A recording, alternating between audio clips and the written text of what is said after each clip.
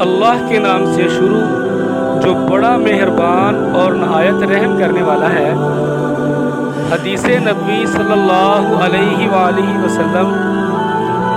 ایک صحابی رسول کریم صلی اللہ علیہ وآلہ وسلم کی خدمت میں حاضر ہوئے اور عرض کیا کہ یا رسول اللہ، میرے اچھے سلوک کا سب سے زیادہ حقدار کون ہے؟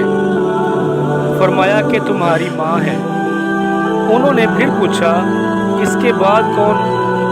فرمایا کہ تمہاری ماں۔ انہوں نے پھر پوچھا اس کے بعد کون؟ حضرت صلی اللہ علیہ وآلہ وسلم نے فرمایا کہ تمہاری ماں ہے۔ انہوں نے پوچھا اس کے بعد کون ہے؟ حضرت صلی اللہ علیہ وآلہ وسلم نے فرمایا پھر تمہارا باپ ہے۔ ابن شرما اور یحییٰ بن ایوب نے بیان کیا، کہا ہم سے ابو ذرہ نے اسی کے مطابق بیان کیا۔ صحیح بخاری حدیث نمبر 5971۔